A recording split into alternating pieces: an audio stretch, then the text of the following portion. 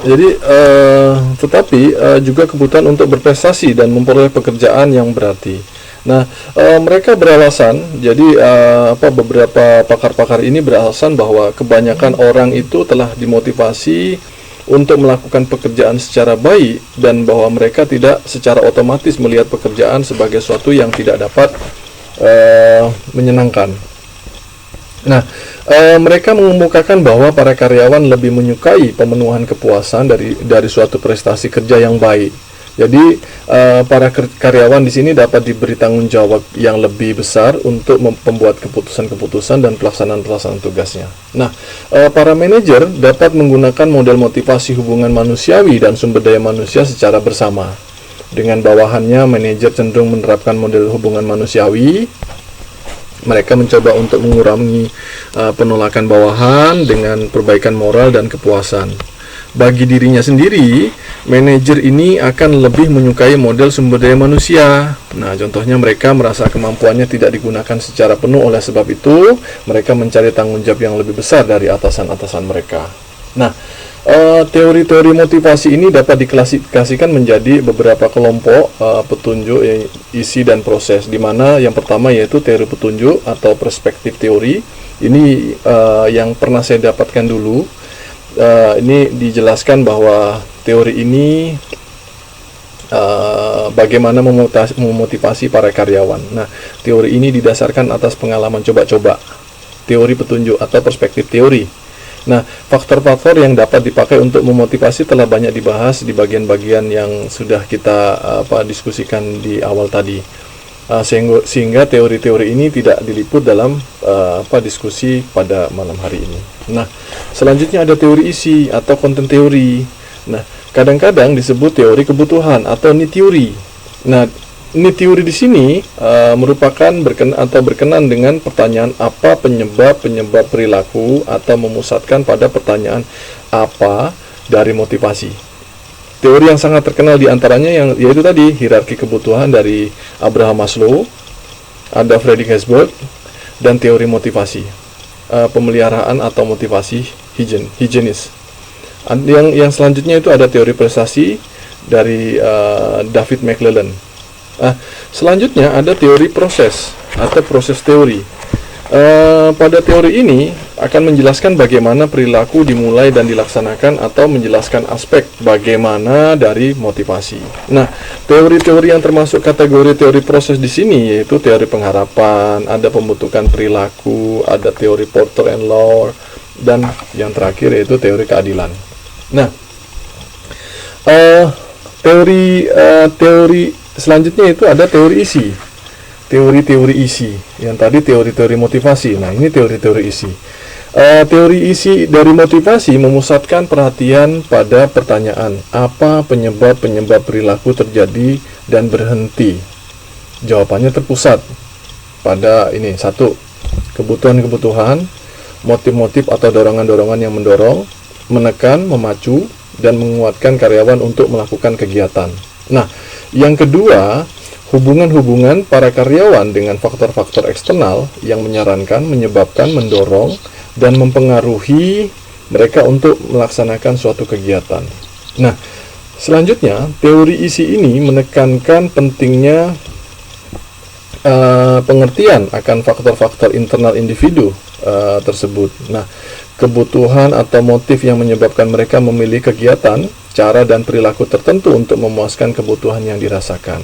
Nah, ada faktor-faktor eksternal seperti gaji, kondisi kerja, hubungan kerja, kebijaksanaan perusahaan, tentang kenaikan pangkat, delegasi, wewenang, dan sebagainya. Ini memberikan nilai atau kegunaan untuk mendapatkan perilaku karyawan yang positif dalam usaha mencapai tujuan organisasi. Nah, pendekatan isi ini banyak dihubungkan dengan nama-nama besar seperti Maslow, McGregor, Herzberg, Atkinson, dan McClellan. Nah, nama-nama tadi itu merupakan penulis-penulis yang mempunyai pengaruh sangat kuat dalam bidang manajemen dan pemikirannya dan kegiatan para manajer atau praktisi. Nah, nanti bisa saja kalau misalnya saudara-saudara nanti melakukan penelitian, nanti akan bersentuhan dengan beberapa teori-teori yang sudah ini namanya Maslow, ini McClellan, ini Herzberg. Nah, ini sudah pernah kita bahas. Jangan bilang tidak pernah tahu. Ya mungkin kalau misalnya tidak hadir, tidak tahu. Ya, selanjutnya ada hierarki kebutuhan dari Maslow. Nah, Maslow mendasarkan konsep hierarki kebutuhan pada dua prinsip. Yang pertama, kebutuhan manusia dapat disusun dalam suatu hierarki dari kebutuhan terendah sampai tertinggi. Itu seperti yang ditunjukkan pada gambar berapa tadi ya? Slide keberapa tadi Mbak ya? Yang ada fisiologis, ada rasa aman, sosial, penghargaan, dan aktualisasi diri. Ya, 7.1. Ya. Kedua, suatu kebutuhan yang telah terpuaskan berhenti menjadi motivator utama dalam perilaku. Jadi, menurut Maslow, manusia ini akan didorong untuk memenuhi kebutuhan yang paling kuat sesuai waktu, keadaan, pengalaman yang bersangkutan mengikuti suatu hierarki. Dalam tingkatan ini, kebutuhan pertama yang harus dipenuhi terlebih dahulu adalah kebutuhan psikologi, seperti balas jasa, istirahat, dan sebagainya.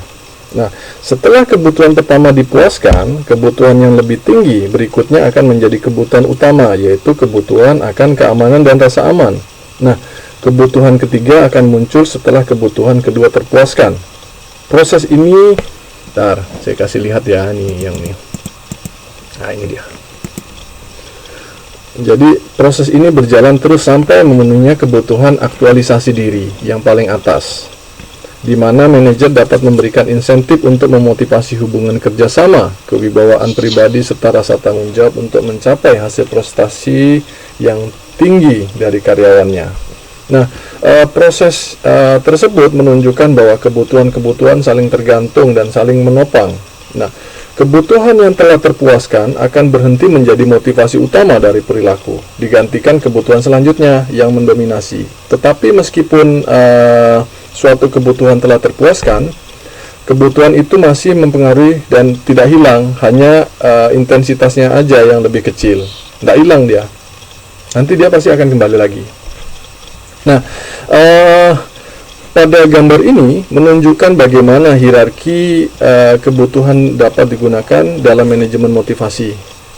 Teori Maslow ini harus dipandang sebagai pedoman umum bagi manajer, karena konsepnya relatif dan bukan merupakan penjelasan mutlak tentang semua perilaku manusia ya. Bagaimanapun juga, teori Maslow ini banyak berguna bagi manajer dalam usaha memotivasi karyawan. Paling tidak untuk dua hal. Yang pertama, teori ini dapat digunakan untuk memperjelas dan memperkirakan tidak hanya perilaku individual, tetapi juga perilaku kelompok dengan melihat rata-rata kebutuhan yang menjadi motivasi mereka.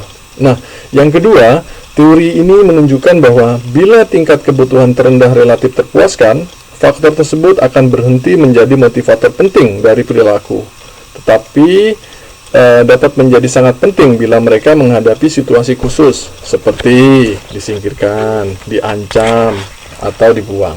Itu menjadi penting. Jadi kalau apa namanya, hierarki kebutuhan dari Maslow dan dalam teorinya itu di situ apa namanya cukup dalam ya. Nah, kayak seperti tadi. Cinta itu masuk di mana? Nah, kita ulang dari awal. Biasanya kalau teman-teman itu cerita tentang cinta itu senang. Ya, untungnya enggak ada yang namanya cinta. Kalau yang di semester atas teman-teman itu ada namanya Pak Cinta Adi. Ya, yang pertama yaitu kebutuhan fisiologi atau psychological need. Nih yang paling pertama, yang paling dasar. Di situ teorinya itu makan, minum, perumahan. Terus ada yang namanya kebutuhan seks. Selanjutnya adalah istirahat. Seks itu masuk di psikologi. Itu dasar. Dan penerapannya di situ ada ruang istirahat. Berhenti makan siang, udara bersih untuk bernapas, air untuk minum, liburan, cuti, balas jasa, dan jaminan sosial, periode istirahat, on the job. Nah, itu masuk di psikologi. Nah, selanjutnya ada kebutuhan keamanan dan rasa aman, atau biasa disebut dengan dalam istilah bahasa Inggrisnya itu biasa disebut dengan safety and security needs. Nanti ketemu itu. Nah, teoritisnya itu adalah perlindungan dan stabilitas. Di sini ada keamanan, keteraturan, dan stabilitas. Nah, terapannya itu salah satunya itu ada pengembangan